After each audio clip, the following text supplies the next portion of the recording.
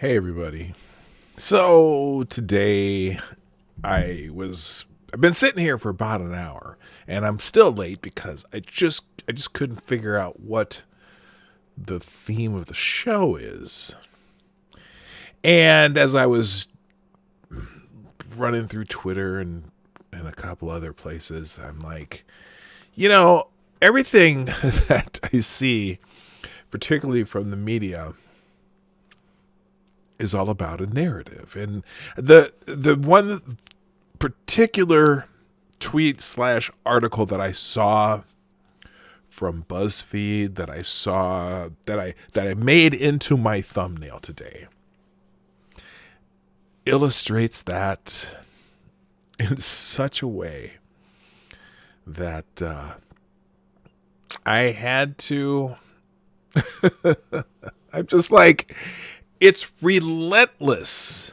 It's completely and utterly relentless. So I just decided to make that the title. Everything we look at today has something to do with the narrative, be it on the right or the left or the center, whatever. But mainly the media. The media drives this narrative on everything. And so when things like the Bubba Wallace story happens, it's always following that narrative. And so when when it goes south, that thing goes completely whacked out, they don't care. They just move on to the next thing. And I don't get it. Anyway, what I think I'm going to do right now, before we get into that, is I'm going to play the intro. Johnny, play the intro. Play the intro.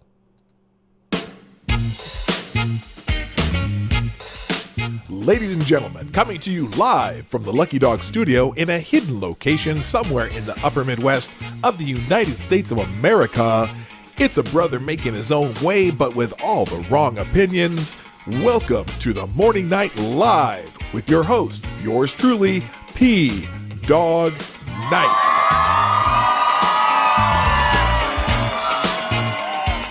All right, stop the music. Good morning, everybody. Welcome to the Morning Night Live with your host, me, Marty, a.k.a. PDawg Night, as I'm known on the internet. And I'm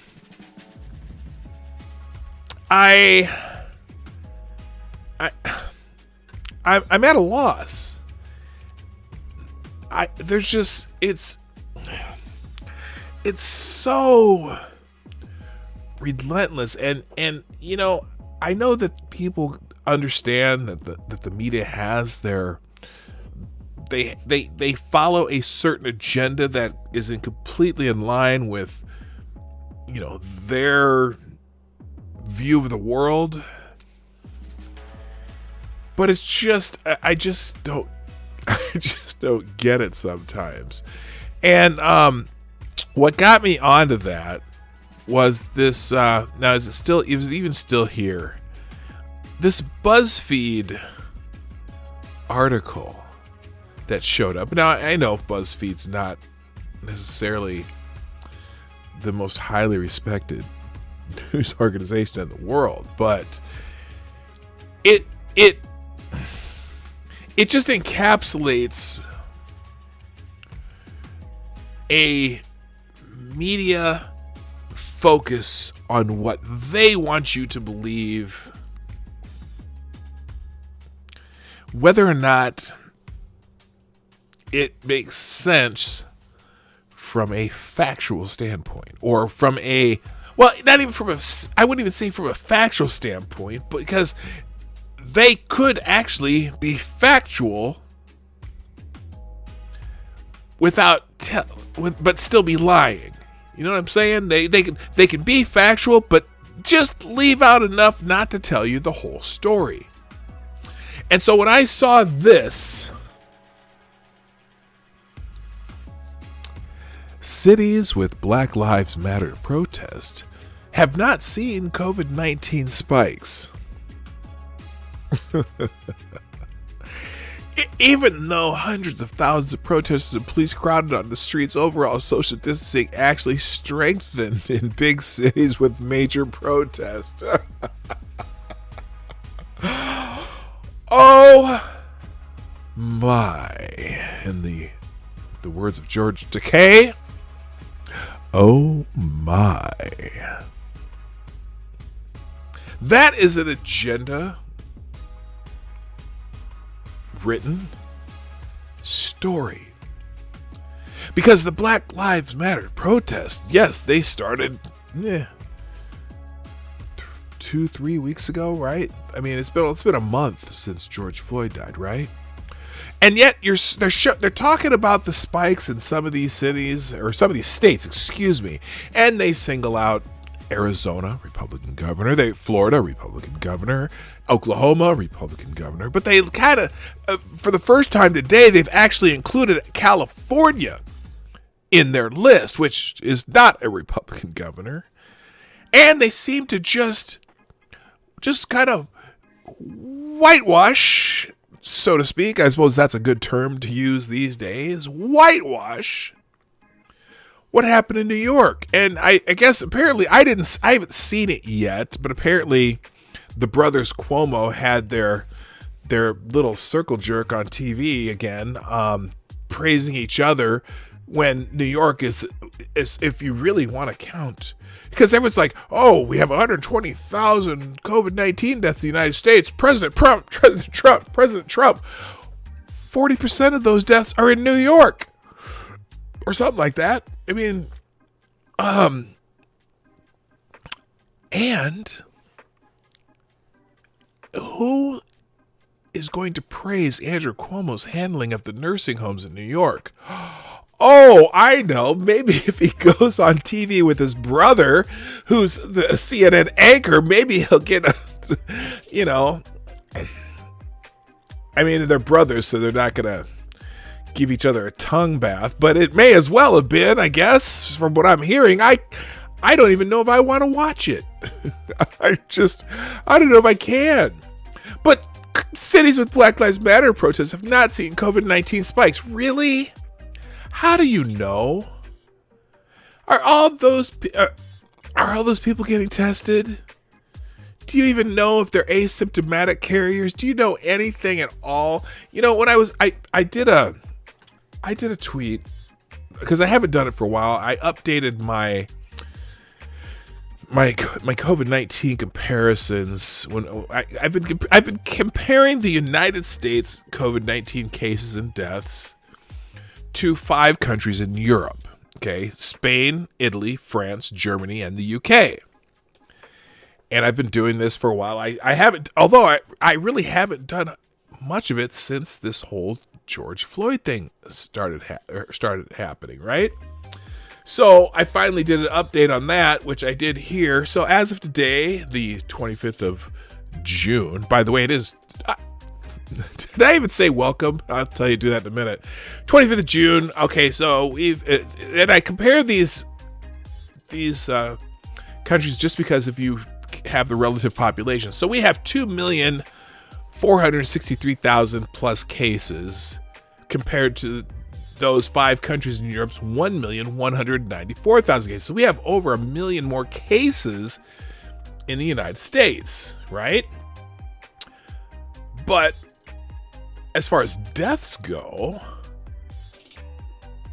124,294 as of this morning versus 144,786 in those 5 countries in Europe since this morning. Now, that approximate difference of 20,000 deaths in the United States versus Europe has been very consistent since I've started doing this. I started doing this probably early in May. I started doing, no, I think maybe I started doing this in April, and I've been kind of watching how the numbers compare for those 5 countries in Europe to the United States, because there's approximate population, approximately the same populations when you put those 5 together. Now, if you add Belgium, Now, Belgium is at even a higher number of cases. So you'd add another 12,000 deaths, and it'd be right because there's approximately 331 million people in the United States, approximately 324 million people in the combined countries of Spain, Italy, France, Europe, Germany, and the UK.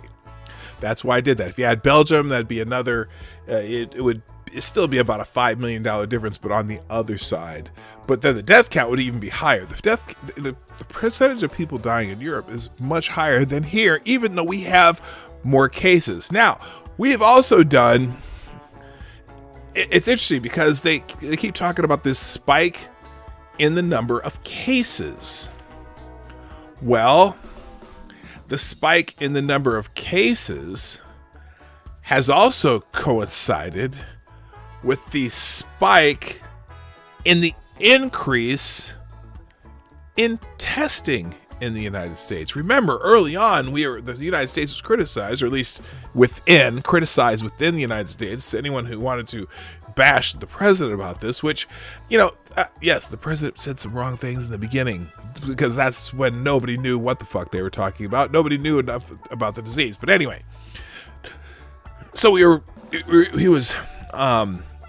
he was criticized for not enough testing, right? Because we weren't doing as much testing as these other countries, right?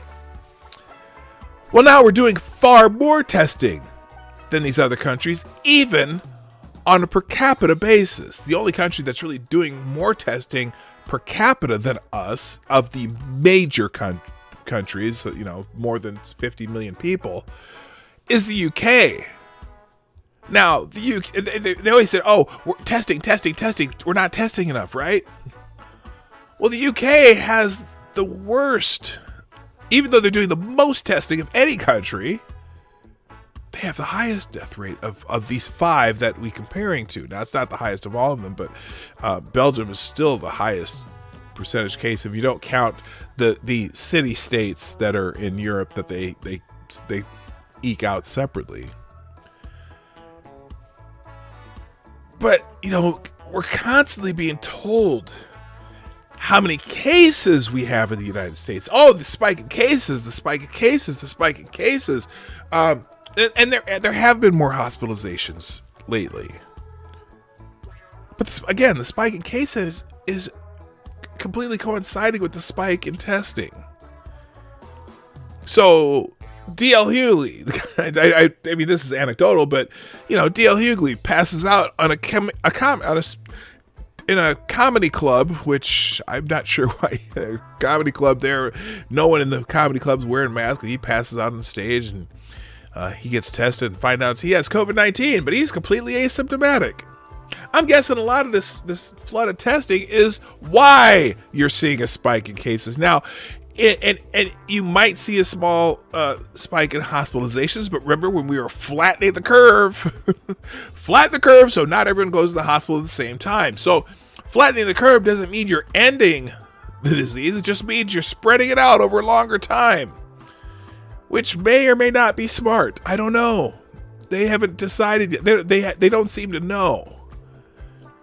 But that means you're pro to have a steady, instead of having this big spike of cases in the beginning at overwhelming hospitals, which is what the goal was. Well, we've spread it out like we said we wanted to. But now you're getting criticized for having cases still going into the hospitals. It hasn't spiked though? The number of deaths. The number of deaths hasn't spiked. In fact, it's still going down. So perhaps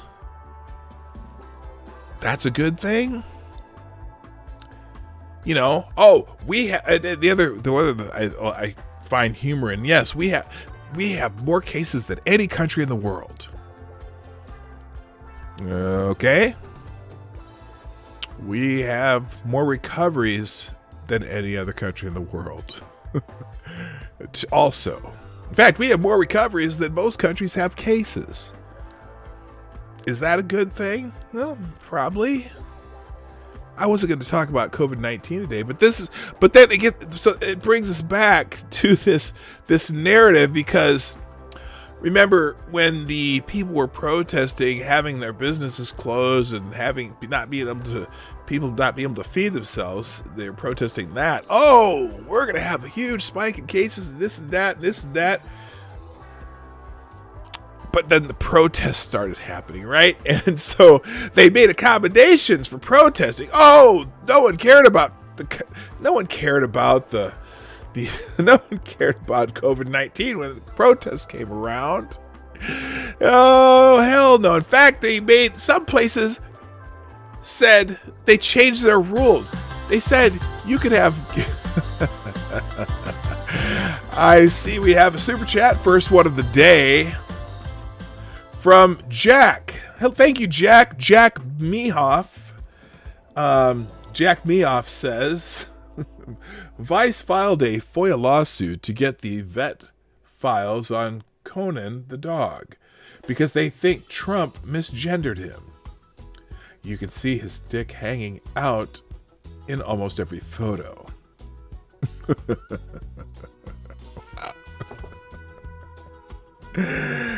Thank you, Jack Mehoff. Okay, awesome. that's okay. Well, how do you misgender a dog? Yeah. Well, we don't know how the dog feels, so he may feel like a she, and so we need to accommodate for that. Anyway, So anyway, this BuzzFeed article, just the title of it just shows me that that's agenda driven. Okay, you don't know how many of those people have spread COVID-19 asymptomatically. They're probably not testing those people. And in fact, in New York City, the health people, the health department of New York City specifically has instructed people doing testing not to ask if they were involved in protests. So, how do you know? How do you know? Anyway, it's time for me to say good morning. By the way, this is the Morning Night Live. I really never said that on Tuesday. What's today? Thursday? It's FTG Thursday. Can I get an FTG for BuzzFeed? FTG BuzzFeed. There we go. FTG BuzzFeed. First of all, a couple thank yous before I say hi to everybody. Deckersall Collins, thank yous for retweeting the show. I appreciate that. Cynical Lindsay, Maddie the news chick, I greatly appreciate it. Also, Chi-Town J. Okay, so the hard thing about doing my notifications on Twitter right now is I'm getting a lot of notifications because of a couple things I tweeted that people found funny. That I am occasionally a funny guy, not always, but occasionally. The funny. Okay, I got to show you this though, because this cracked me up. I went on this thing here, and apparently, the protest or I don't know if they're all whatever. This is a graffiti that was written on a wall somewhere in the United States that says kill all wits, which confused me because I am not no, I am kind of witty, see? And so I'm like, does that mean, I'm not, this shit's confusing. I don't know. I kill all wits. Okay. I'm gonna have to be a little more careful, I guess. All right. Anyway, let's go. Let's say good morning to everybody because I haven't done that yet. First in this chat today was Advocatus Diaboli, the devil's advocate, who gets the bell. Thank you for being here. Good morning to my friend down under, Richo. Also, D.I. Freighter, who's lurking today. She will not be participating in the chat, but she will be here in spirit and within hearings. What's the when you're within hearing? What do you call that? I don't know. Like, because not within eyesight, but within earshot. Is that what you call it? Earshot. I don't know how that I don't know how that made sense. Who came up with the word within earshot? Anyway, good morning to Maniac Man, Amy in Connecticut, Tyler F. You guys had quite a chat before we started here. Katie did skate, Jaeger Pony, Alpaca. All the animals are here. Good morning to Chi-Town J, Cultist 4. How you doing? Aunt Jemima. Oh, fuck Eggo waffles. Aunt Jemima says, "Wow. Well, can we get an FTG for Eggo waffles? FTG Eggo. There you go. By the way, if you're new here, Thursdays is when we call it FTG Thursday. Someone in the chat will help you explain what that means. Also, good morning to Select a Boy. Yeah, boy. All right, and also good morning to the Fox and Barrett Show. Is here. And I'm the only one who pronounces that right, I guess. Good morning to Maddie, using the MWM Media tag today. Cynical Lindsay, what's up? Also, good morning to Jonas Pedersen, Sean DW, looking for Gamer Valine, what's happening? Stabbing Joe Scarborough, don't hurt anybody in the chat. Annal N, also, I think I'm getting everyone here. Let's see. Oh, wait, what?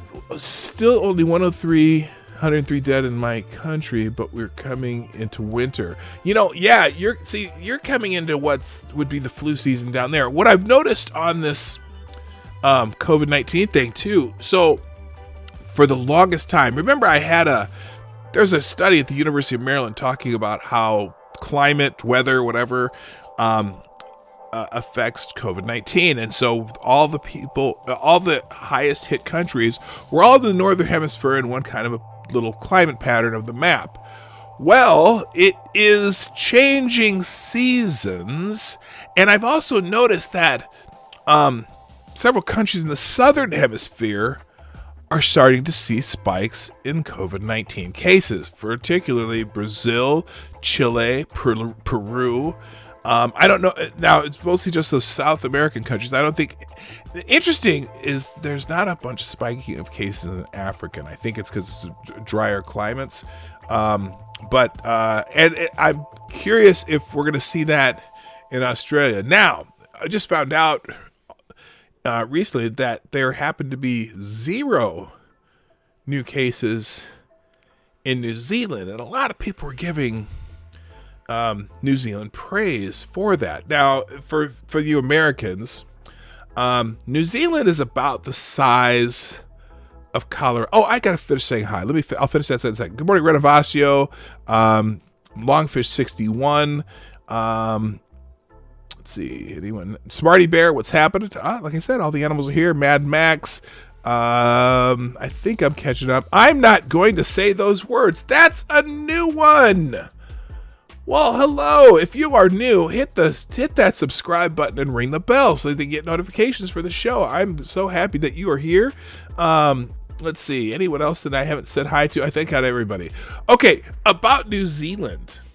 So for you Americans, us Americans, New Zealand is an island approximately the size of Colorado, and has about a total population of roughly 4,100,000 people. And what another pattern that I noticed is when they're talking about places where COVID-19 hasn't really spread as much, they always bring up Taiwan, which is another island, and they bring up New Zealand, which is an island. You know what? You know what's interesting about islands? Especially islands with smaller and Iceland. That's the other one they like to bring up. Iceland, okay? It's interesting how COVID-19 really hasn't spread on islands in places where the populations are fairly homogenous, or fairly culturally and socially homogenous, not necessarily racially homogenous, although that too a little bit, but where they're culturally and socially homogenous. And New Zealand's kind of a little different because the obviously there's a native population and then the I won't call it immigrant population, but I'm talking the indigenous population, and then the rest of the New Zealanders. But islands that have a lot of control over who comes to and fro, right? And also islands that may or may not have as much tourism as, say, Western Europe or the United States. Okay, I'm just saying. PDawg touches goats. What the hell? Wow. Okay. Wow. Wow. I just don't know about me touching goats. By the way, good morning, Midnight in Exile. You might get exiled for that one. Also, good morning, Mike Savage. I don't think I said hi to you yet. So anyway,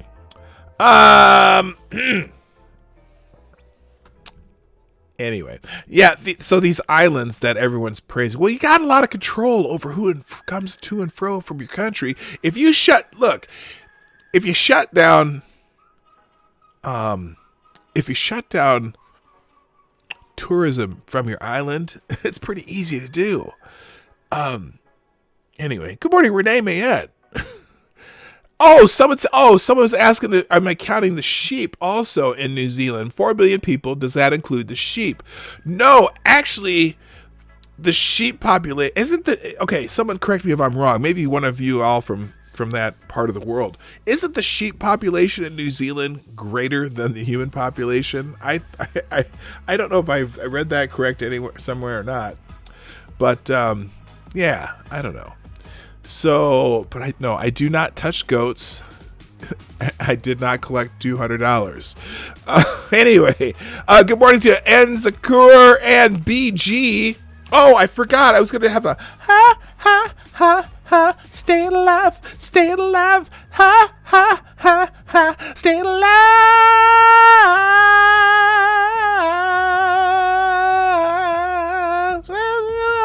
Whatever. 40 million. No, it's not 40 million. It's 4 million. Okay. Oh, 40 million sheep? Holy shit. Okay. Yeah, they used to have more sheep than people. I think they still do, PDawg. Okay. Well, Richo, thank you. You are my regional correspondent, and I greatly appreciate that. Also, good morning to Midday Sun. All right, sheep it is. Alrighty then. All right, let's do this. I have all sorts of things to touch on today. By the way, that's just another person like my reply. Yeah, that for some reason that little reply has been getting a lot of play, and I'm getting tons of notifications on Twitter. Stop stealing monkey. I don't know what monkey shtick is. Anyway, and I promise, Sean, I refuse to touch monkey's shtick. All right, let's get into some other things that I wanted to highlight today. Let's see. No, I'm not going to talk about white fragility. Here it is. So this is that stupid BuzzFeed article. And here's the thread. Black Lives Matter protests have not led to clear, notice they're clarifying, clear spikes in COVID-19 transmission. What does that mean? Well, here are the trends in new cases, 7-day rolling average for some counties with large protests. So they got Alameda, California, Hennepin County, Minneapolis. Well, look, here's the thing. Now, okay, Kings County, Kings, New York, Brooklyn, Jefferson, Kentucky, King, Washington, Denver, Colorado.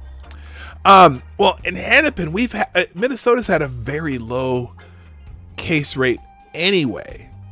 So it's hard to tell if you're going to have spikes in that city. I'd be curious if you see a spike in Atlanta. If this Washington one holds, Washington D.C. I don't know if you can count Chicago because it wasn't really a big protest. There's just a lot of shit being broken and burned. But and then another place is California. But so that's their anyway, mask wearing and the outside setting may have helped, but experts warn not to leap to the conclusion that all outside gatherings are safe. Who is this guy? Peter Aldous. He's science, data, journalism, maps. He's from BuzzFeed News. Not to leap to the conclusion that all outside gatherings are safe. See what they did there? They want to make sure that you know, if you decide you want to have an outside gathering, make sure if it's not a protest, it's probably not a safe outside gathering. Hey, Chadwick, how you doing, man? Nice to see you here. Also, good morning to the gayest person on YouTube. That is his name or her name. I haven't decided. I don't even know if you're a he or her, but if you are the gayest person on YouTube. Other possible factors include relative youth of the protesters. Yes, we know that as a case. And the fact that given the large size of many protests, most people in those cities were not crowded together. Au contraire. We were at, Lady Boomer and I went to one of the protests in Minneapolis. They were crowded together in this place where we were, and whatever, a lot of them, and about half were wearing masks, and there wasn't really that social distancing thing that they've been asking everybody to do. Let's see, he hasn't. It's funny though. So more than 3 weeks after hundreds of thousands of Americans started taking to the streets to protest the killing of George Floyd by a Minneapolis police officer, anticipated surges in COVID-19 cases have not shown up in the cities with the biggest protests. And a lot of people are repeating this. Well, we'll just take BuzzFeed's word for it, I guess. Let's see. What else do we have here? I'm going to stop dwelling on that. Let's see. This is... Why did I do that? Oh, that's just notifications. We'll skip that. All right, let's go into some news. Wait, what? The logic isn't that strong. Okay. I haven't decided... either. Whatever you gets me those good boy. Oh, you haven't decided your gender yet. The gayest person on YouTube, is that what we're saying? Okay, well, you know, whatever floats your.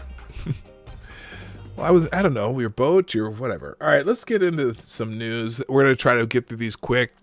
Indictments likely coming down in the Durham probe and Antifa financing probe, former federal prosecutor said Tuesday that he believes that the reason congressional Democrats are working so hard to smear Attorney General William Barr is to preempt what will soon be coming down into Department of Justice investigations. Oh, the notes by Peter Strzok yesterday. Whew, we'll get into that in a minute, but they were golden.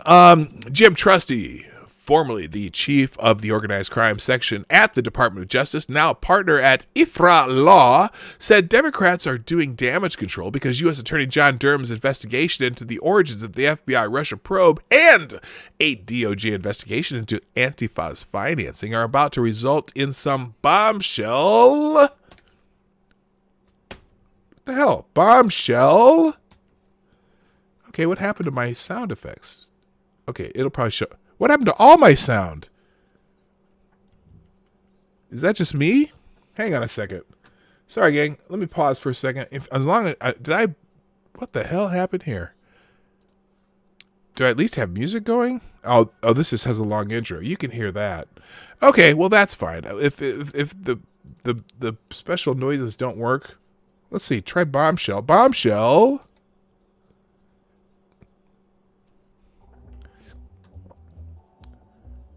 Okay, I can hear the music. Anyway, Black Hebrew Israelite, you're here too, and I'm still not getting any of my sound effects. Oh well, we'll worry about that later. Bombshell. Where was I? Let's go back to here. Democrats are doing damage control because U.S. Attorney John Durham's investigation into the origins of the Russia probe and DOJ investigation of Antifa's financing are about to result in some bombshell indictments. Hello, Reese McDonald. And, okay. House Judiciary Committee Chairman Jerry Nadler recently vowed to subpoena Attorney General Bill Barr to compel him to testify before his panel on the firing of U.S. Attorney for the Southern District of New York, Jeffrey Berman. Oh, by the way, yeah, he issued a subpoena when Barr already volunteered to testify, which is silly.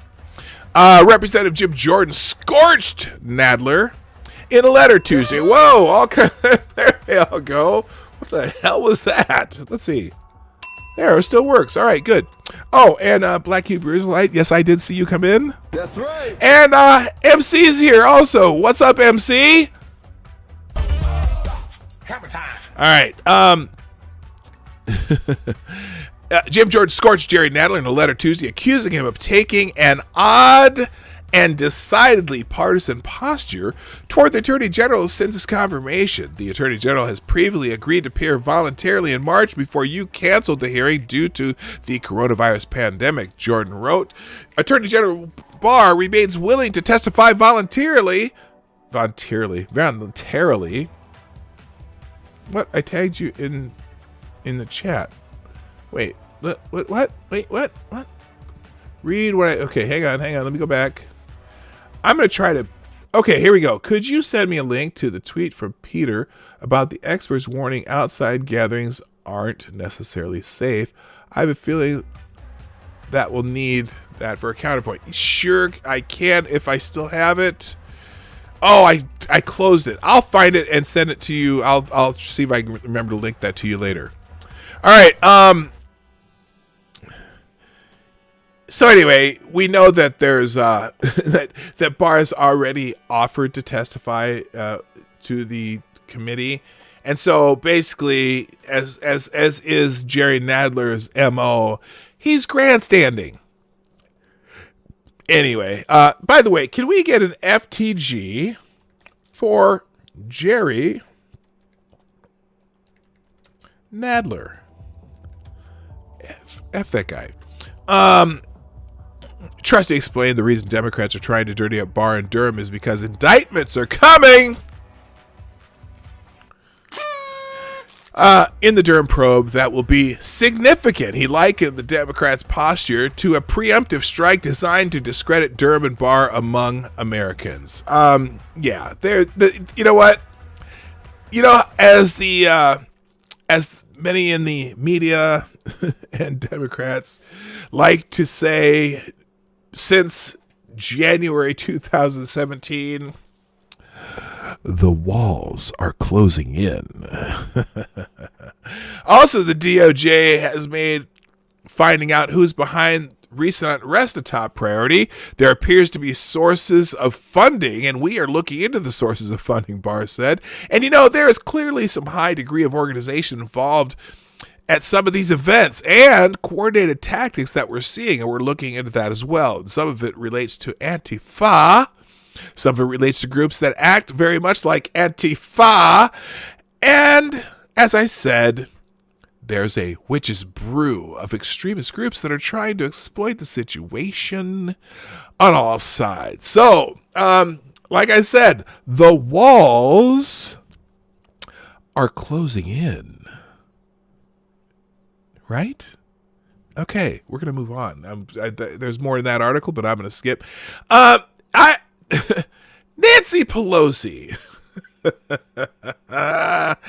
apparently has decided that she's not going to apologize for saying the Senate GOP is trying to get away with murder. Talk about the most classless, ridiculous statement she could have made. And again, it's about narrative, okay?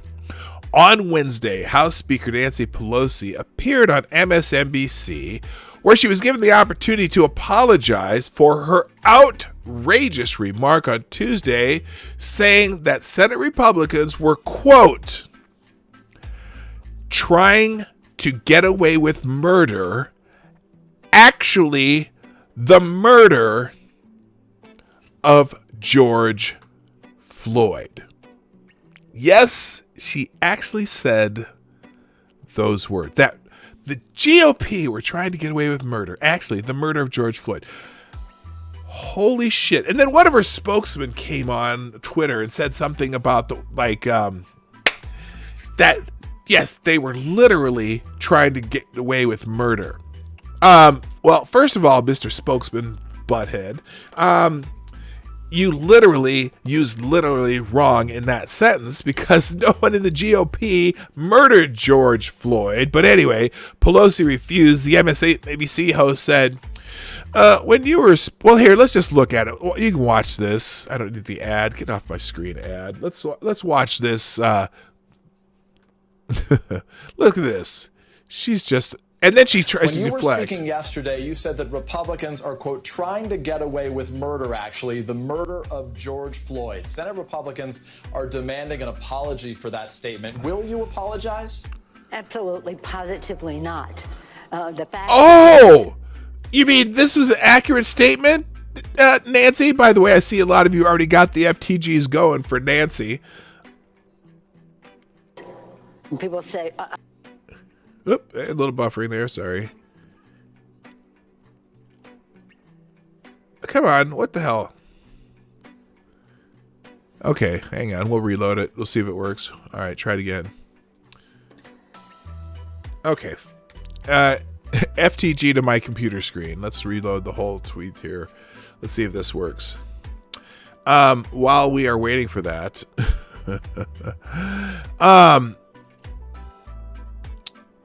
So anyway, I'll just read it. She snapped, absolutely, positively not. The fact is, people say, what I think you, okay, first of all, should I do it Nancy Pelosi style? Because she was slurring and stuttering. Sometimes let's try this again. When you were speaking yesterday, you said that Republicans are, quote, trying to get away with murder, actually, the murder of George Floyd. Senate Republicans are demanding an apology. She needs to apologize for that. Apologize? Absolutely, positively not. The fact is, people say, I think you, frankly, in the press have given them far too much credit for a bill that does nothing. They're writing a bill. You can add amendments. Bitch.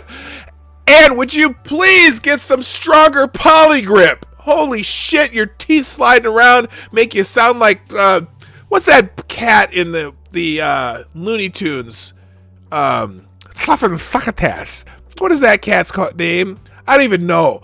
But, Jesus, something Sylvester. You sound like Sylvester. Tweety, Fluffertass. I need to go get some sleeping pills. Fix your fucking dentures. Well, you have your bill, they have theirs. Yeah, our bill does something, theirs does nothing. Is Tim Scott working in good faith, I guess? And then, here's the thing, though. You know, she just accused Tim Scott, a black man, of trying to get away with murder. The murder of George Floyd. She's blaming Tim Scott for the murder of George Floyd because Tim Scott is the lead sponsor writer of the bill. Okay. So, really, Nancy Pelosi? Our Senate and then Senate Democrats blocked the bill by Tim Scott. Wouldn't even allow it to be debated. They didn't just block the bill. It wasn't even blocking the bill itself. They weren't voting to vote on the bill. They were voting to discuss the bill, a bill written by a black man. Why are y'all Senate Democrats trying to hold a black man down? We can all play that game, motherfuckers. Here's the rest of what she said. Here's the question. Is Tim Scott working in good faith? Is Tim Scott working in good faith? I'm sorry? Well, we would hope Is Tim Scott working in good faith? Is this a good starting point? I'm talking about Mitch McConnell. Yeah, but no, you're not. You're talking about Tim Scott, because Tim Scott wrote the bill. Tim Scott presented the bill to the Senate. So you're not talking about Senator McConnell. You're not talking about Senator McConnell. You're talking about Tim Scott. Oh, she. Notice how she pivoted. Listen to her try to get away from that shit again. Yes. I'm sorry? Well, we would hope Is Tim Scott working in good faith? Is this a good starting point? I'm talking about Mitch McConnell. Oh, you're talking about Mitch McConnell? Mitch McConnell. How's it? No. Anyway, so after Democratic Senator Cory Booker tweeted on Wednesday, the GOP police reform bill fails across the board. It wouldn't ban the chokehold that killed Mr. Garner. Or allow. First of all, the chokehold didn't kill Mr. Garner. Nice try. Or allow George Floyd's parents to sue the officers that killed him in federal court. Or bullshit. They can already sue the officer in federal court. That is a lie. There absolutely could be federal civil rights charges right now without any law passing whatsoever in federal court. Anyway, or stop the no-knock entry that killed Breonna Taylor. Well, here's a thing you could do. Guess what? Since the federal government doesn't necessarily have a say in state government laws, you know, any one of those states could easily pass no-knock warrant bills based on what happened to Breonna Taylor. That's not even a federal function. The federal government only has function over federal officers. So that, guess what? Your little federal law, unless you're going to try to put it on the state, you motherfuckers. It's unbelievable. Anyway, let's see. Cory continued. Or stop the no-knock entry that killed Breonna Taylor. It's a non-starter. Scott fired back. Well, here's Scott said, total information right here. The House bill does the same thing on chokeholds for state and local police as the Justice Act. The House bill doesn't ban state, local no-knocks. Federal bans wouldn't have saved Mr. Garner or Miss Taylor. Later Wednesday, Scott noted, ahead of Tuesday's votes, I offered to include an amendment for every concern that was presented. They didn't stick around for that. I mean, here's Tim Scott. Listen to what Tim Scott had to say after the Democrats voted to not even discuss a police reform bill. Okay, who's holding up discussion on a police reform bill right now? Democrats. Who's holding up debate on the police reform bill right now? Democrats. Who is holding up debate on a police reform bill right now? Democrats. Did I make that clear? Okay, here's Tim Scott, and we're going to listen to the whole damn thing. Mr. President, The senator from South Carolina. I ask unanimous consent to vitiate the quorum call. Without objection. Thank you, Mr. President. I ask unanimous consent to complete my remarks before the roll call vote. Without objection. Oh. Thank you, Mr. President. We come here today with an opportunity to say to America, specifically to communities of color. Actually, I'm not going to listen to the whole thing. Well, this is the beginning. We hear you.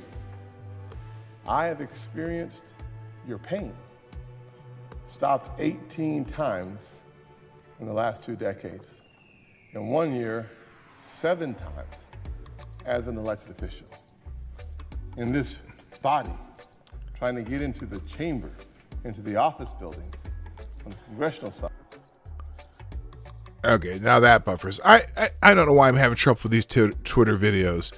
Anyway, yeah, here's where Pelosi. Here, we'll stop this. Thank you, Cryptic, with the $5 super chat. top donor of the day so far, Cryptic, says, he is the wrong kind of black. He dare leave the plantation of the master. Democrats are racist as fuck. Now, I am trying to avoid the plantation talk, but yes, he certainly is not in the Democrat control. And, it's just nuts. Thank you, Cryptic, so much for the $5. I appreciate you so much. Here's what Nancy Pelosi, rhetorical arsonist. In other words, for something to happen, they're going to have to face the realities of police brutality, the realities of the need for justice in policing, and the recognition that there are many, many good people in law enforcement, but not all, and that we have to address those concerns. So when they admit that and have some suggestions that are worthy of consideration, but so far they were trying to get away with murder, actually. The murder of George Floyd. Yeah. There's been another issue. And then notice the person doing the interview doesn't say shit. They're actually trying to get away with murder. The murder of George Floyd. Now, I'm not particularly... I don't know all the details of the George Floyd case, but I'm pretty sure not a single one of those senators from the Republican side of the aisle were even in Minnesota at the time that happened. Anyway, apparently Chuck Schumer also believes that Nancy Pelosi's language was just fine. When she said that, Schumer says he's fine with Pelosi's comment that Republicans are getting away with murder. Great. Senate Majority Leader Chuck Schumer said Wednesday he has no problem with Speaker of the House Nancy Pelosi accusing Senate Republicans of trying to get away with the murder of George Floyd. Schumer was asked about Pelosi's comment that Republicans are getting away with murder of Floyd, saying, Pelosi answered that question herself, and what she said is fine with me. Pelosi said Wednesday she will not apologize for her comments. Well, Chuck,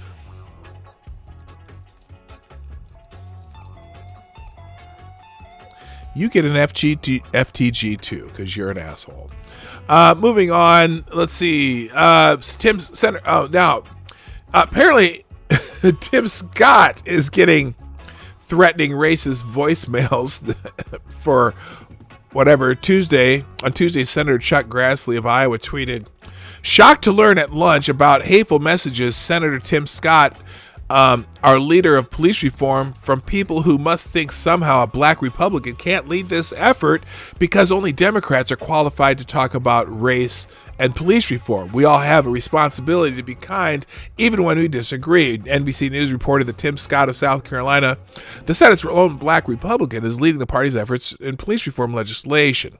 He shared some of the hateful and racist emails he's received in recent days with colleagues at a closed-door GOP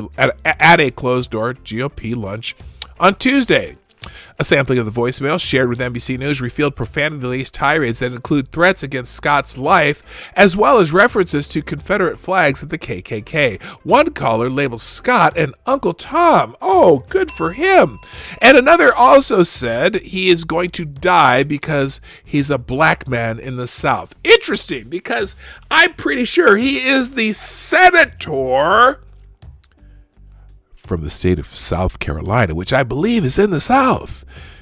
And in fact, Senator Scott, the senator from the state of South Carolina, which is in the South, was elected by the people of South Carolina, which is a state in the South.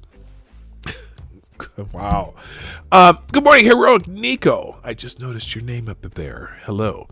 After hearing the messages, Chuck Grassley tweeted his reaction in shorthand, saying we all have a responsibility to be kind even when we disagree. Scott's Senate office has turned over all threatening emails and voicemails to the U.S. Capitol Police. At least 2 of his colleagues have suggested he receive security, which is an option currently being considered, a Scott spokesman said. An increase in death threats are common during high-profile congressional debates. Senator Susan Collins of Maine temporarily received security detail during the debate to confirm Supreme Court nominee Brett Kavanaugh after a massive uptick in threats against her. Now, this is amazing to me. I thought this was the party of love and serenity and peace and all that shit. But they're doing death threats against a black man in the Senate.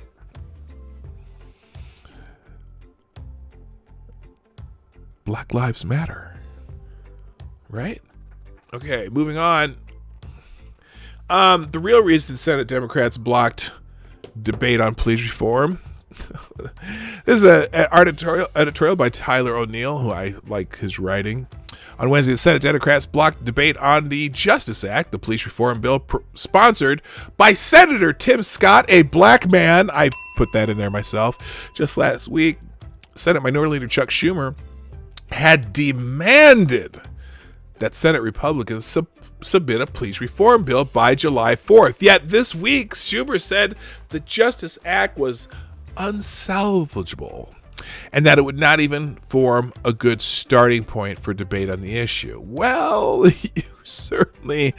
Anyways, this afternoon, Democrats filibustered the measure, preventing any debate on the bill.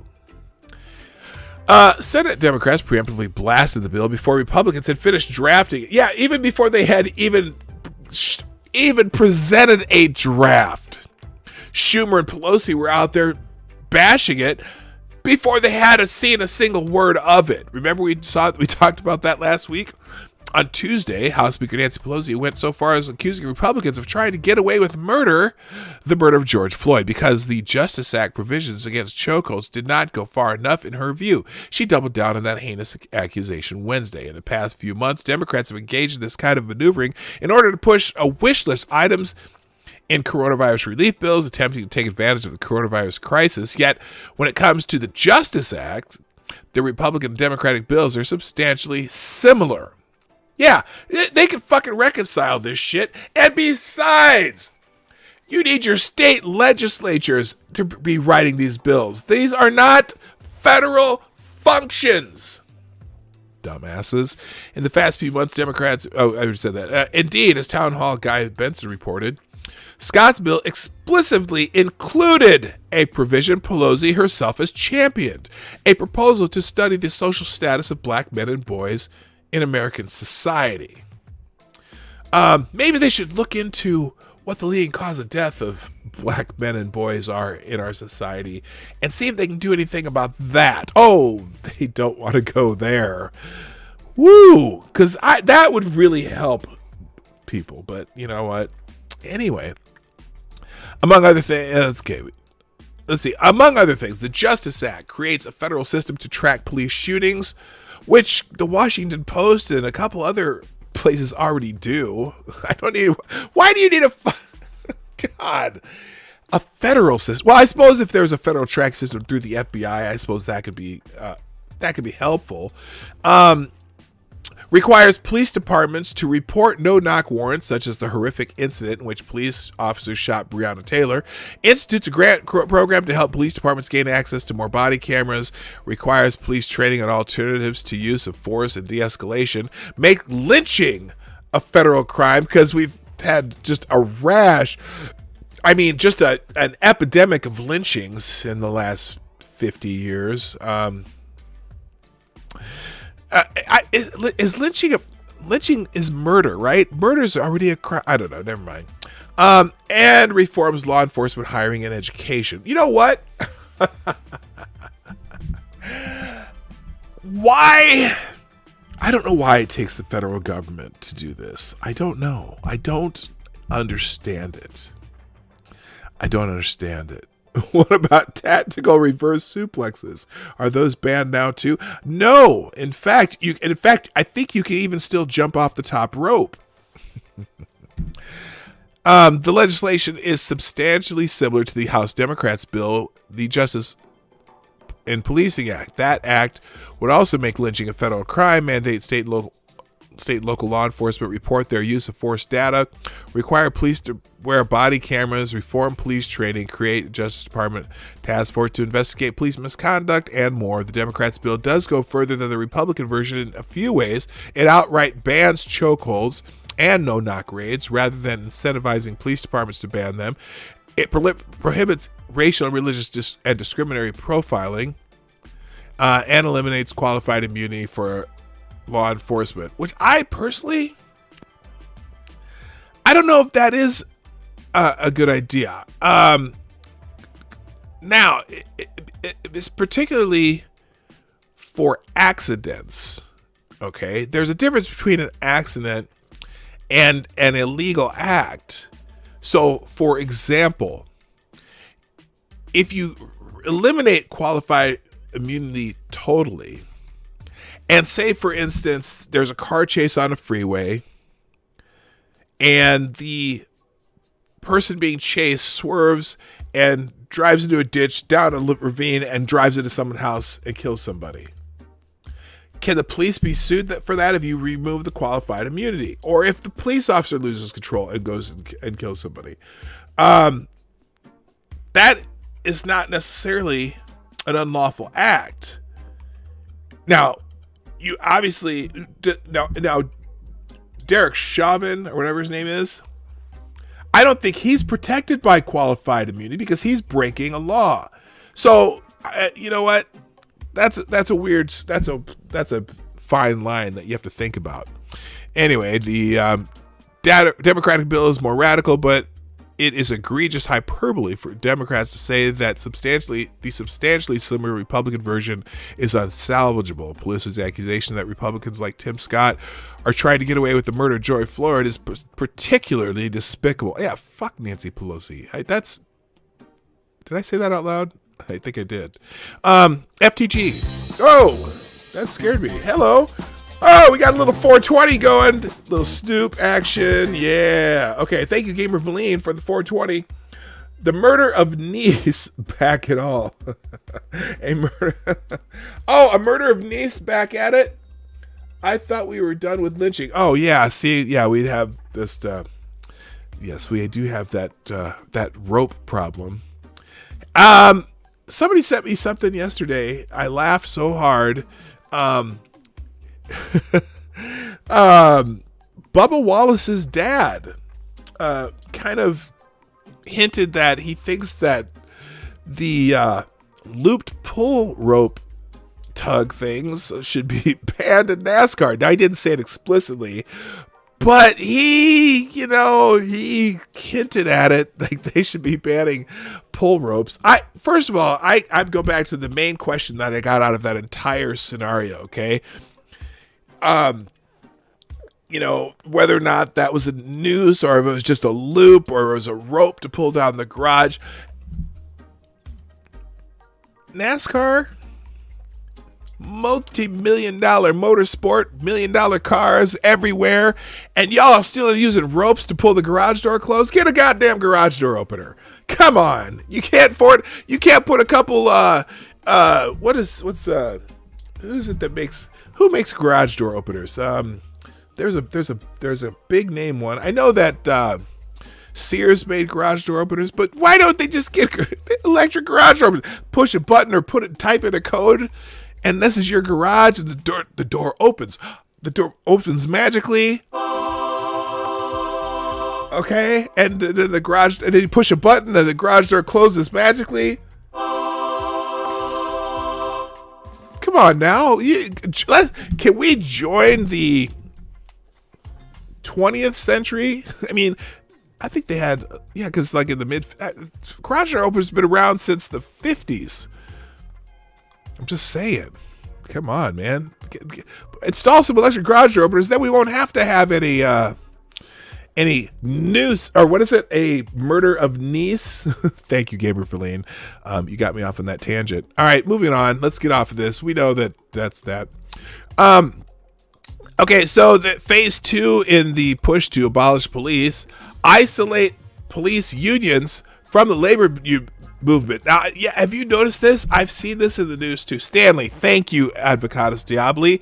Yes, Stanley is probably the biggest maker of garage door. There's another one though that's almost Genie. Genie is the other one. Stanley makes them and Genie makes them.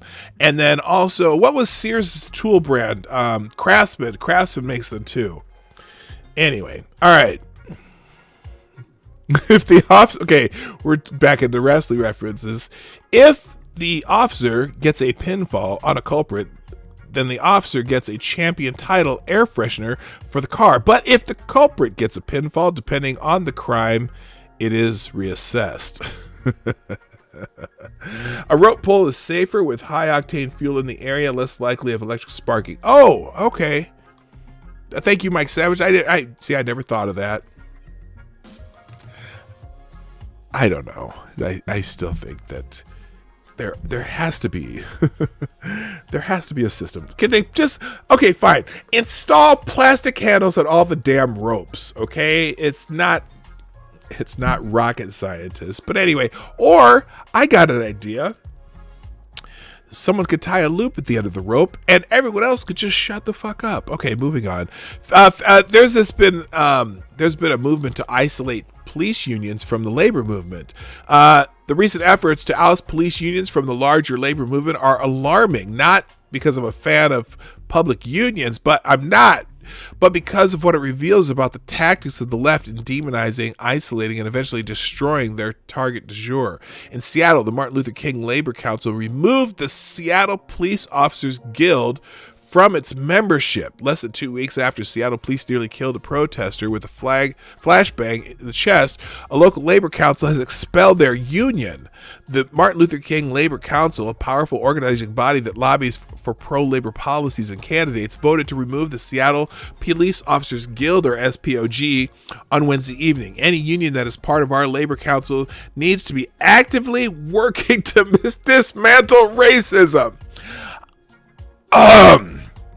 in their institution and society at large. Unfortunately, the Seattle Police Officers Guild has failed to do that work and are no longer part of our council, the council tweeted on after the vote. Oh, it's you know what? It's the erasure culture, cancel culture. It's whatever. SPOG could eventually rejoin the MLK Labor Council if it meets accountability criteria set for its peer unions, but it doesn't seem much inclined to try. Local NBC affiliate King 5 reports that in the days leading up to the vote, SPOG had failed to meet several demands set to it by the council. Among them was a requirement for SPOG to put out a statement acknowledging that racism is a structural problem in our society, and law enforcement that until addressed creates undue harm on black and black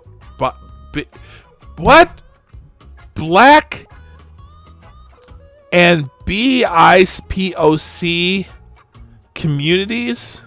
The council had also asked SPOG leaders to meet with members of its executive council and participate in a planned working space to address racism within the police union. So this is basically, they're extorting the one union. They're extorting them to whatever. So what, you might be thinking? Well, in terms of this particular move, I'd have to agree. So what seems a sensible response. Still, in terms of the more considerable significance of this move, of the creep that it signals, this move is something to note as we attempt to analyze and forestall a totalitarian movement that is threatening to overtake our country. Yeah, this is well, it's a communist tactic, basically. Many warned us when the radical left started going after Confederate statues that it would not end there. Who said that?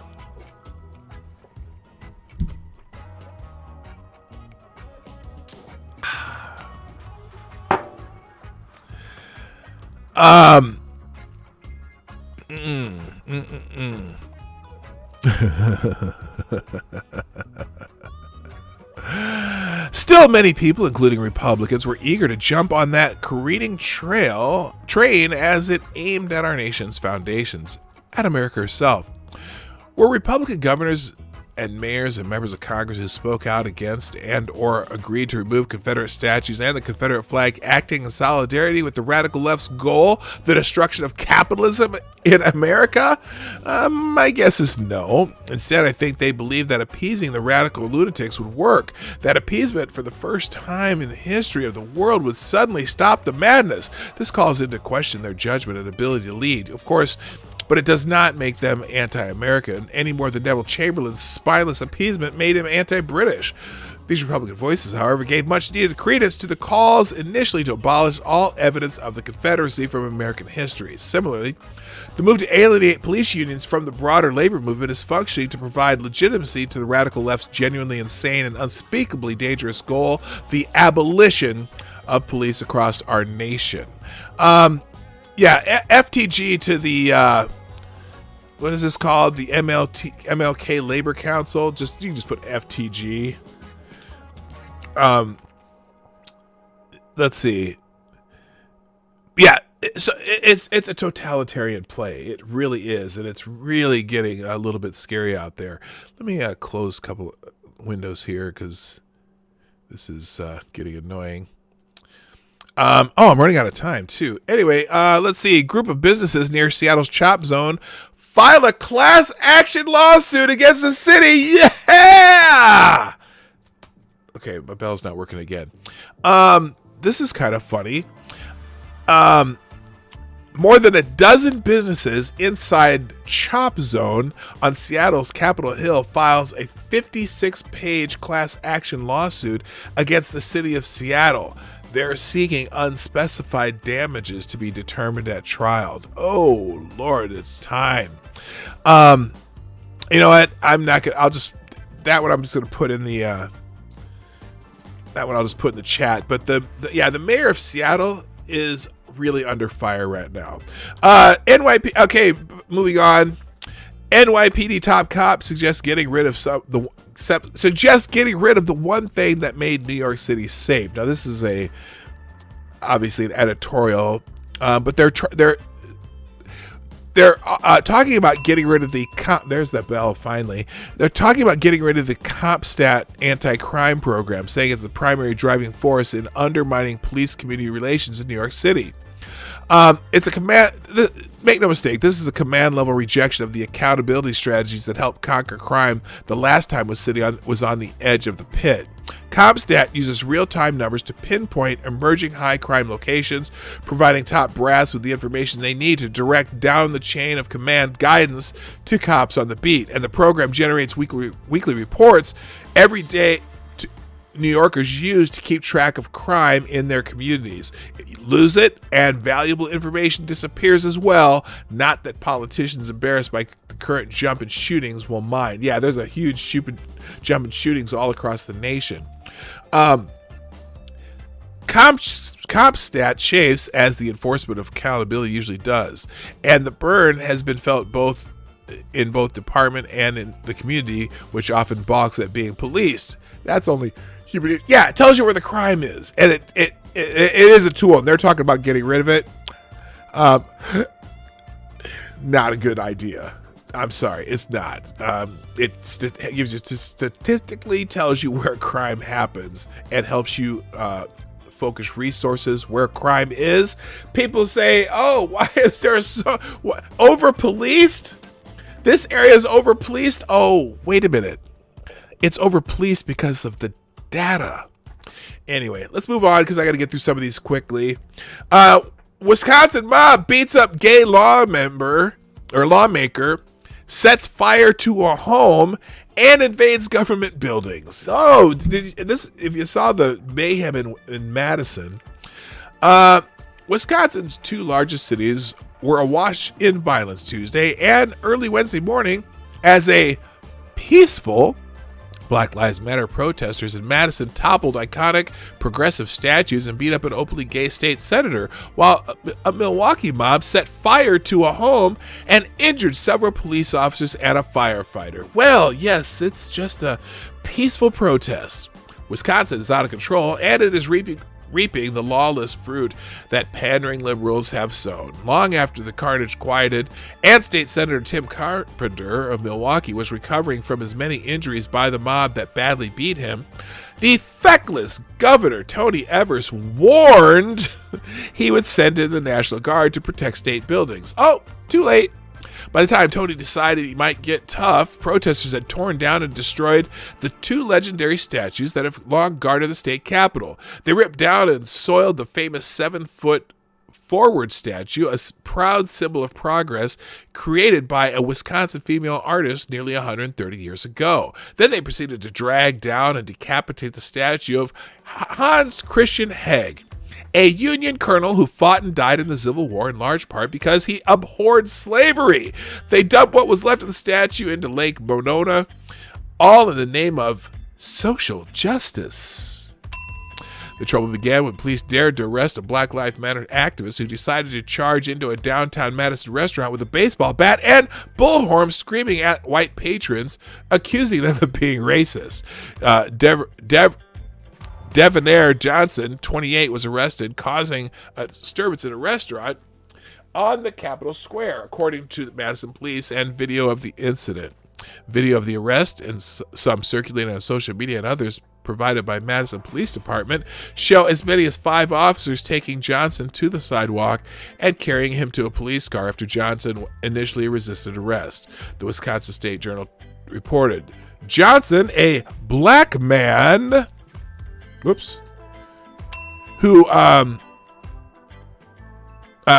identifies as Yeshua Musa, has been a constant presence at the disorderly and at times violent protests against police brutality, racism, capitalism, and whatever else the radical left anarchists feel like.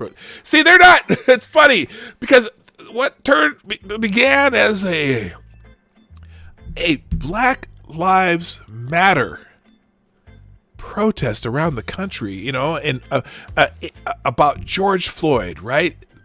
Yes, we want to end police brutality. It started that way, but now it's become whatever. Let's just say it's becoming a protest against capitalism and pro-Marxism, and the focus is gone. These people, the people doing this, especially the violent stuff, they don't give a shit what they're protesting. They don't care. They just want to rage. Okay? The people who are legitimately protesting, I have respect for. I don't have any respect whatsoever for the people who just want to rage. And it's right now it's just it's a rage to see what you can get away with too.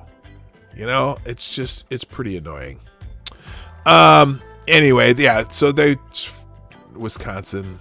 Now, it's funny too, these protests are moving from place to place, kind of in almost an organized manner. How does that happen? I don't know, it just seems so, organized. So there's a whole bunch of videos of leftists, attempting to lecture black police officers on racism. These are the funniest things to watch sometimes. In one video clip, a white leftist agitator explains that nearby black police officers are part of the system, and that just because they're black doesn't mean that they're not part of the problem. Trying to agitate law enforcement officers into verbal and physical confrontations so they can yell assault while cameras are rolling is one of the oldest tricks in the book for organized left-wing rage mobs. But in the protests that started in the aftermath of the death of George Floyd, we are seeing a variation on that tactic that involves white leftist agitators attempting to lecture and or shame black police officers on racism. And in some instances, using the N-word to do so. Yeah, yeah. So here's one of them. This lovely young woman.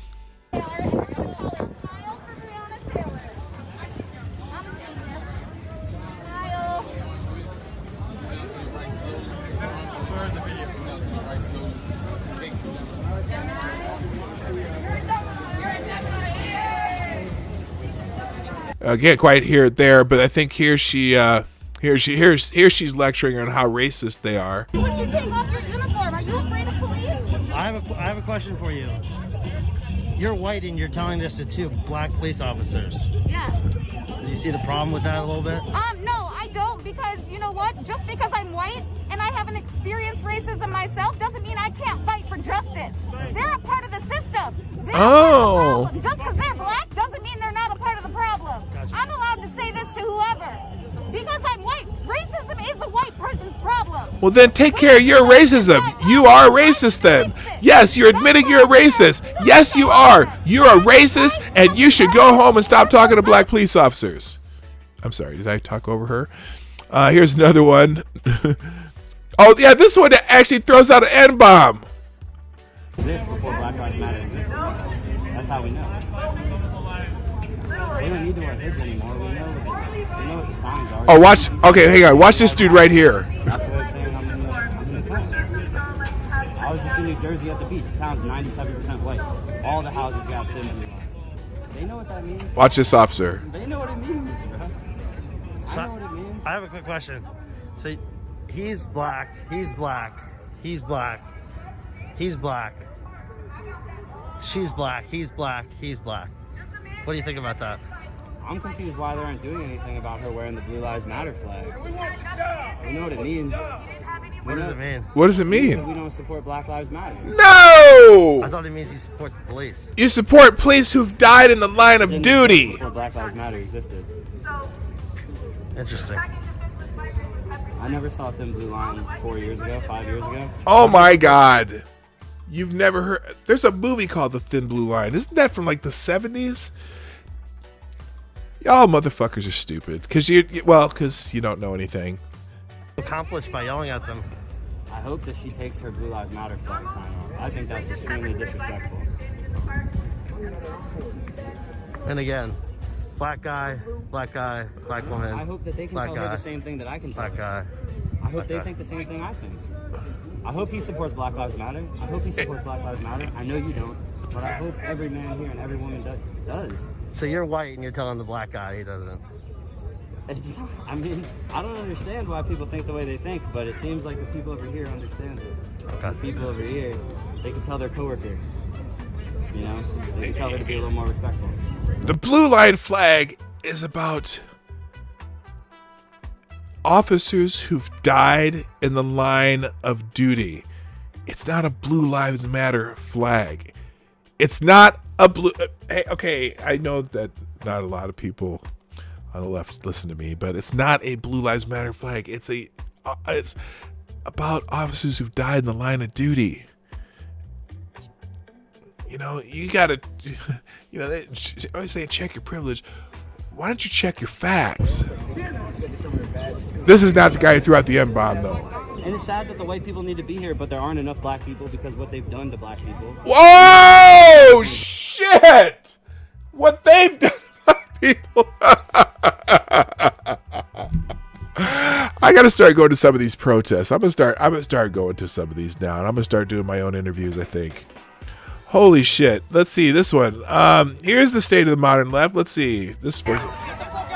Oh, now this is interesting. This is interesting. Where's your fucking megaphone? Where's your fucking megaphone? Get the fuck out of here. Get the fuck out of here. Fuck off. Fuck off. No, you can get the fuck out of here. Stop it. So this dude in the bikini is arguing with them. They're the actual people there to protest or make themselves heard. Got this white guy coming up and talking over them. They don't even want him there, but he's so important to himself that he feels he should be there. This is also the guy that attacked MSNBC's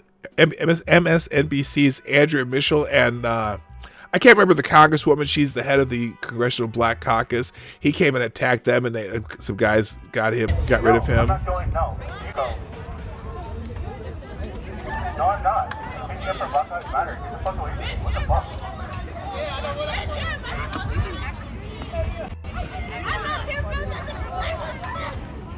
I'm surprised no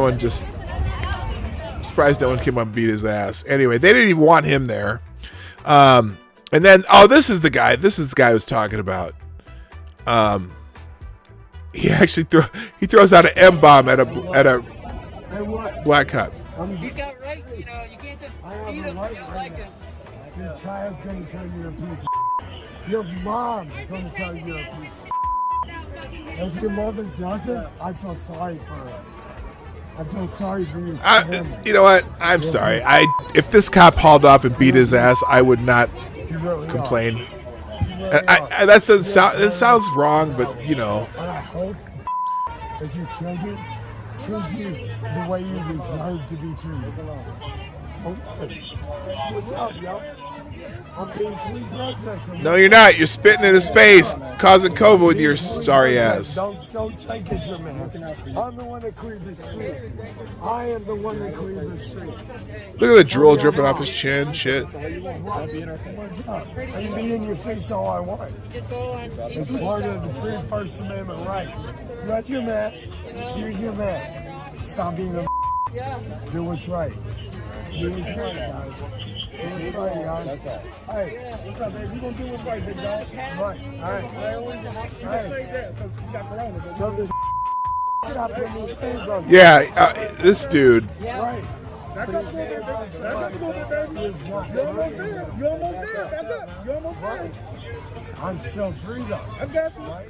Yeah, he's drunk as fuck, too. Anyway, it's just, let's see. And then we have one more, and then we'll finish this. This will be the last one we watch. Person wanting the privilege of power is white. Yes, sir. A white person. We're done.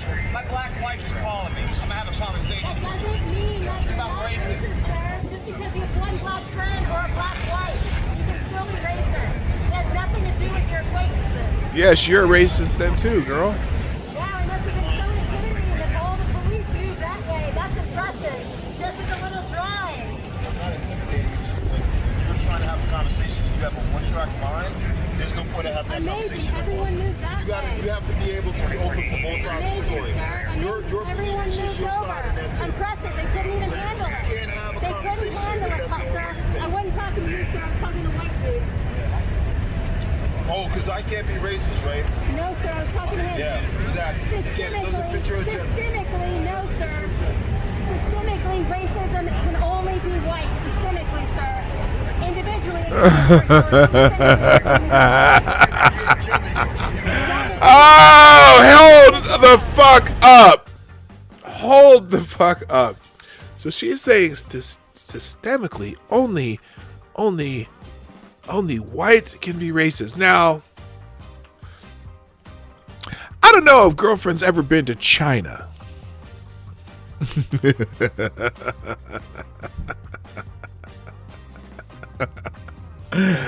Oh my god, I can't watch it anymore. All right, y'all, we got to move on because I'm running out of time. I had so many things here left. Let's just look at the headlines I was looking at. Explosive new FBI notes confirm Obama directed anti-Flynn operation. I will put that in the chat. There's a copy and paste there. That's from the Federalist. What else do they have? Looking at Trump says, Trump Jr. says explosive docs show Joe Biden got caught red-handed setting up General Flynn. That was in Peter Strzok's notes.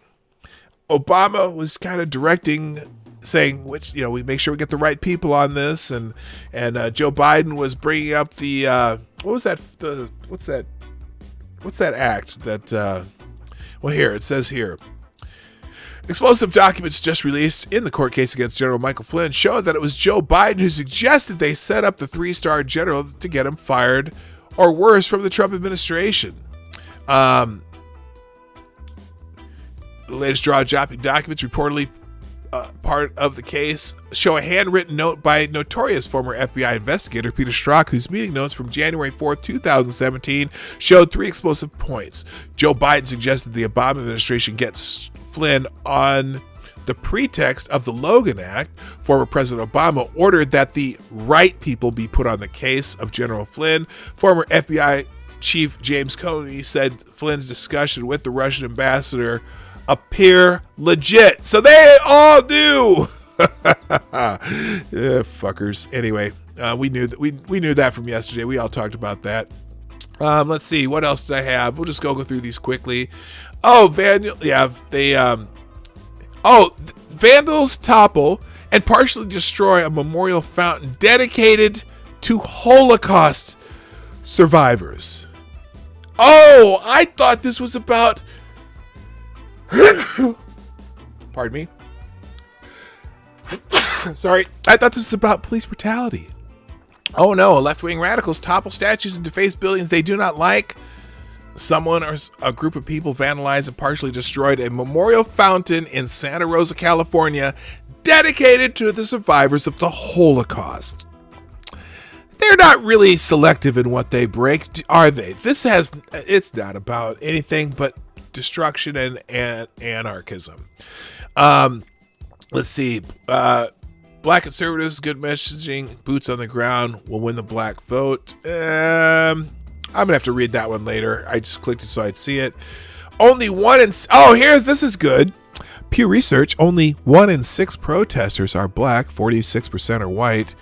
Only about 1 in 6 protesters over the last month are black Americans, while the plurality are white. Now, that's the thing.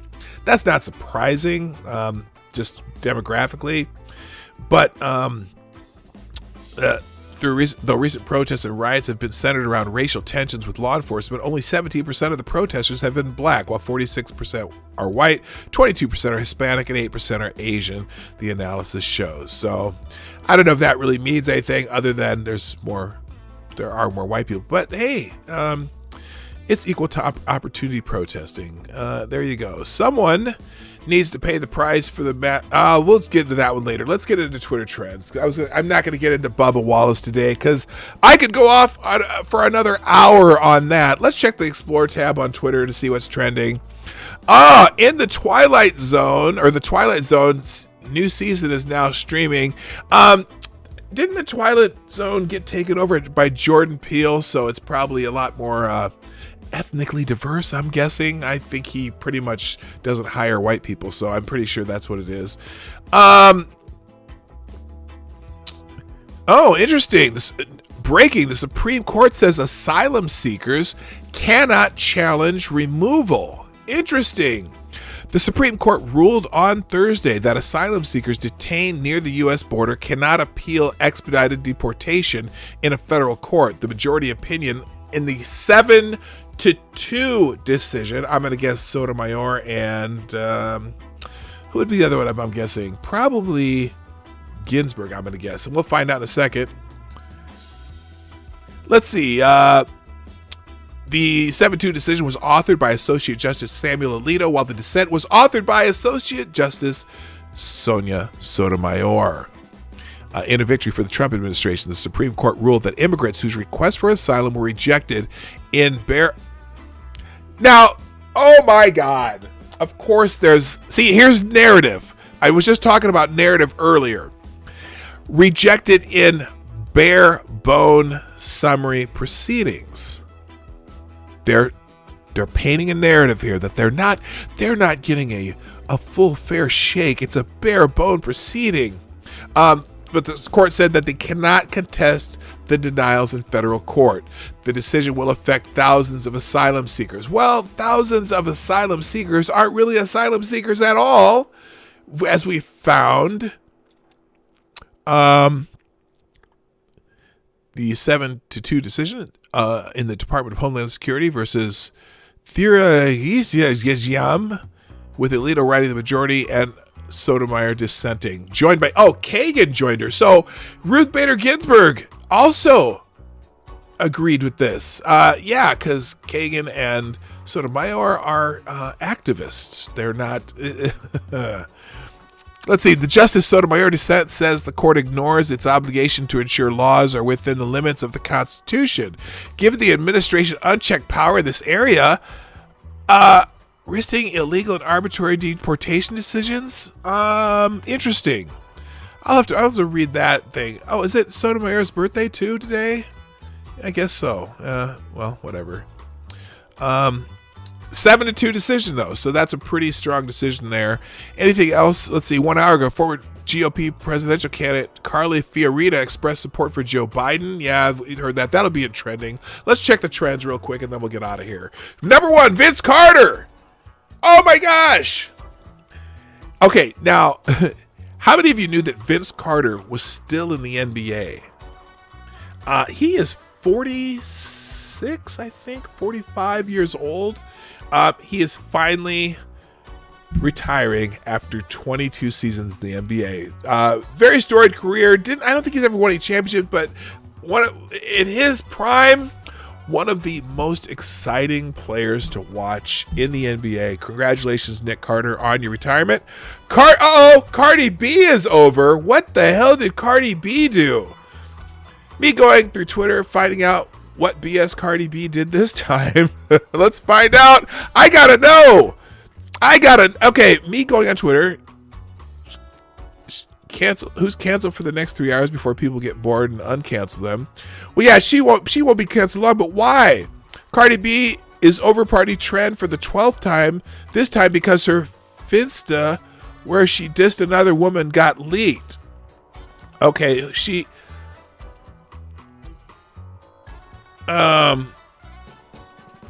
okay, I haven't seen Cardi B is over trending in a minute. You know what that means? Cardi B is coming, and y'all are terrified. Okay, she don't take getting. Okay, let's see. She was transphobic earlier in her career, made fun of dark-skinned women and called them monkeys and roaches, admitted to drugging and robbing men, sent bodyguards to beat up strippers her man was cheating on her with, threw a shoe at Nicki Minaj during Fashion Week. Cardi B is over party. When someone brings up how Cardi drugged, robbed, and raped innocent men, called dark-skinned women, okay.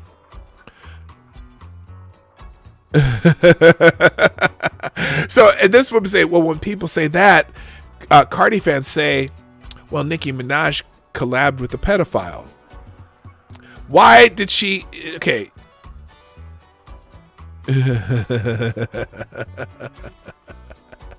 Okay, who cares? I can't take her anyway. All right, moving on. Cardi B's Thursday Thoughts, Thursday Morning, 30 Motivation, all in a row. Carly Fiorina, former GOP presidential candidate, expresses support for Joe Biden. Didn't endorse him, but just says she can't vote for Trump. So all the lefties are doing this right now, praising her, even though they hate her. I'm sorry, Carly. They're never going to love you, okay? Just let's be honest. They will never love you, okay? Pascal is trending something. Animal Crossing's latest update will let players go swimming. Okay, interesting. I'm not going to get into that. Celebrating the mastery of Anthony Bourdain on his birthday, the late Anthony Bourdain. That's why I would say that's Bourdain Day is trending.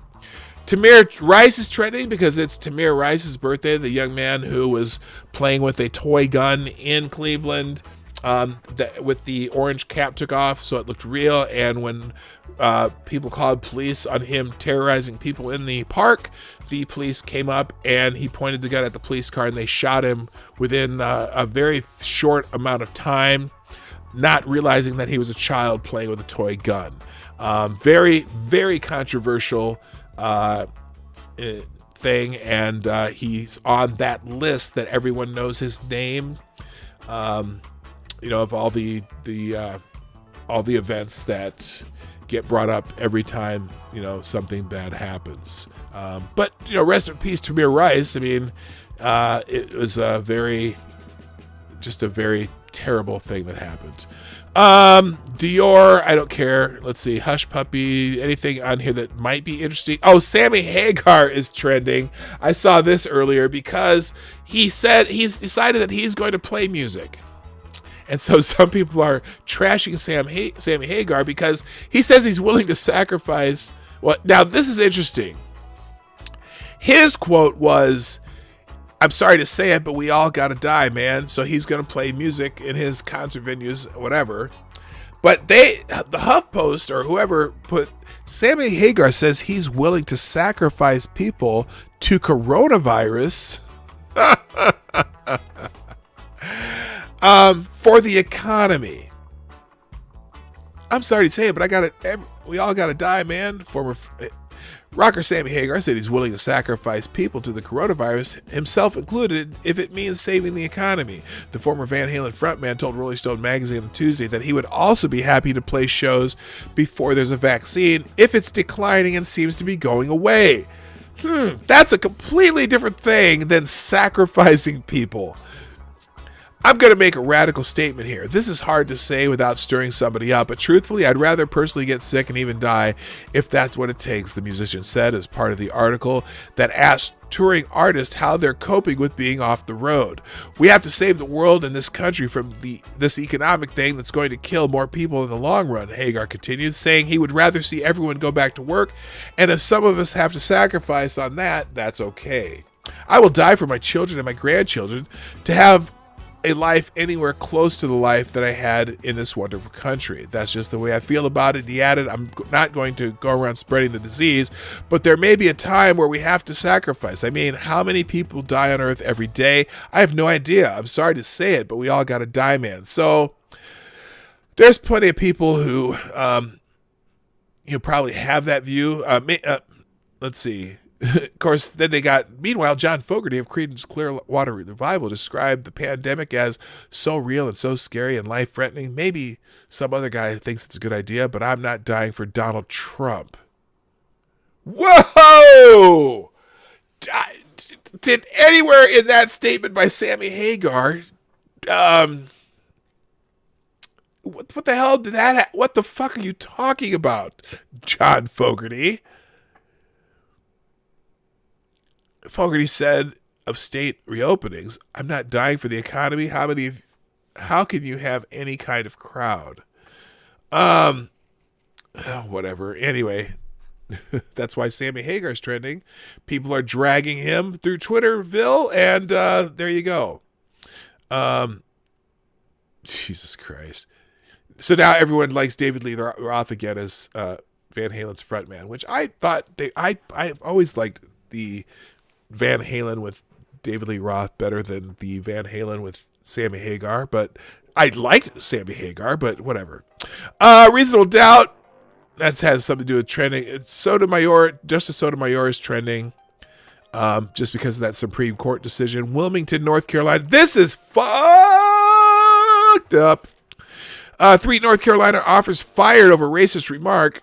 3 police officers were terminated after a video captured one of the officers saying a civil war was necessary to wipe black people off the map and that he was ready, the Charlotte Observer reported. I haven't seen the whole story, but these guys, FTG to those officers. FTG. Oh, what did I do? FTG. What the hell? No, I want, FTG. There we go. Somehow I opened new tabs there, not meaning to do that. All right. So that's why the term 3 officers is trending. Let's see, anything else in here? How the virus won. There's a New York Times story. Invisible outbreaks sprang up everywhere. The United States ignored the warning signs. Bull. Shit. In fact, oh my God, these people are stupid. United States ignored the warning signs. Let's see here. The United States ignored the warning signs. As of today, you can go on my Twitter feed if you want to see what that is. Let's see. What do we have left? Anything worth checking out? Chuck E. Cheese is trending. This is going to be how we finish the show today. Chuck E. Cheese is trending. Oh, wait. Kentucky Derby first. Kentucky Derby. We are excited to let you know the 146th running of the Kentucky Derby and the Kentucky Oaks will be held September 4th and 5th with spectators present. Hey! All right. There is going to be a Kentucky Derby this year. All right. That's a every time I see announcements about events like that so far this year, they've all been the fact that they're being canceled. they're going to have a Kentucky Derby this year. Might have to go to Lexington and have a couple of mint juleps. I don't know. Okay. I don't know why. I've never gone to Lexington and I've had mint juleps before, but not in Kentucky at the Kentucky Derby. But, all right, cool. Oh, wait, what are people saying about it, though? Is anyone really pissed? Uh-oh, James Earl Jones is trending. That scares me. Churchill Downs will have fans. Anybody? This year, fans will have the unique opportunity to watch Kentucky Derby from the infield and the Preakness from their hospital bed. Ouch. That's terrible. Breaking. The 146th Kentucky Derby will be run with fans in the stands. Capacity and access may be limited, and fans will be encouraged to wear face masks unless they are seated. Okay. I'm sure some people will be pissed, but I don't, is what it is. Before I go to Chuck E. Cheese, I do have to see why James Earl Jones. This is CNN. Why James Earl Jones is trending. Use the force, Luke. Use the force. James Earl Jones has been dragged into Jenny Slate's big mouth casting debate. Why? Okay, so this woman decided that she no longer is going to do the voice for a cartoon because the character is biracial and she is not black. So she decided she's going to not do it. And apparently, James Earl Jones is dragged into this. I don't watch the show, but they had Jenny Slate's voice, a black character. No one thought that was weird. Why? Unless she's James Earl Jones played a Darth Vader, a white guy. No one thought it was weird. Uncle Phil's voice, Shredder, a Japanese character. No one found that weird. Voice actors bring a voice to a character, not a race. James Earl Jones about to apologize for a voice acting role away from a lion somewhere in Africa. Okay, that's why James Earl Jones is trending. Did you know James Earl Jones saw his roles as Star Wars and The Empire Strikes Back as minor and subsequently requested not to be credited for his work? Jones was not credited as the voice of Darth Vader until Return of the Jedi. Did not know that. Just glad it isn't James Earl Jones dying, because James Earl Jones is one of the greats out there. Okay, so I don't, you know what? If you don't tell me what the color of the voice actor is doing the voice, I will never know, because I'm not going to look it up. But whatever, if she feels like she's doing good in the world for not doing that voice anymore, good for her. Kirsten, what's her name? One of those Kirsten peoples is also doing this, and whatever. I don't care. And looks like Chuck E. Cheese. Oh, there's Chuck E. Cheese. I just want to see why Chuck E. Cheese was trending. Chuck E. Cheese, the restaurant chain adored by children and endured by many of their parents, is filing bankruptcy protection. Oh, pandemic fucked up Chuck E. Cheese. Okay, that's all it was. All right, gang. I got to call it a day because I'm late. I'm very late. Very, very late. But you know what? That doesn't mean I don't love you anymore. I absolutely do. And I hope that you've enjoyed the stream today. We're here Monday through Friday, 10 o'clock Eastern, 9 o'clock Central, 1500 GMT. And if you'd be so kind, what did I just do there? The hell did I do? I'm still, hey, hold on. Sorry. That was a brain fart. Just, I hope you don't smell it. Anyway, Monday through Friday, 10 o'clock Eastern, 9 o'clock Central, 1500 GMT. Hit the share, hit the like, hit the... If you're, do that thing. Whatever. Do that. Subscribe, hit the bell, and Streamlabs for donations and stuff. I gotta go. Thanks, everybody. My name's PDawg Knight, and I'm out of here. Bye-bye.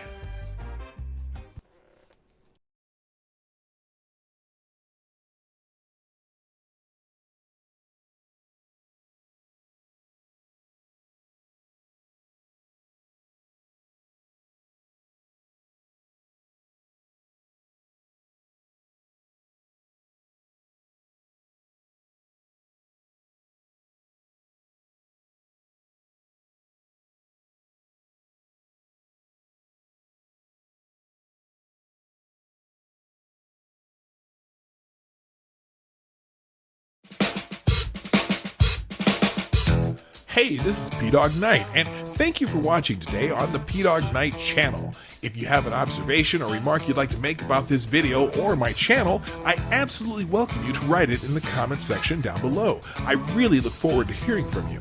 And before you go, if you like what you saw but you're not already subscribed, please make sure you hit the subscribe button and definitely click that bell that pops up afterward so you'll be notified when I post new videos or when we go live. I broadcast my live show, The Morning Night Live, Monday through Friday at 10 a.m. Eastern, 9 o'clock Central. A special thank you to all supporters of this channel who share our videos on social media and who make donations through the Streamlabs link, which is also in the description down below. Thanks again, and until next time, I'm PDawg Night, and I'm out of here.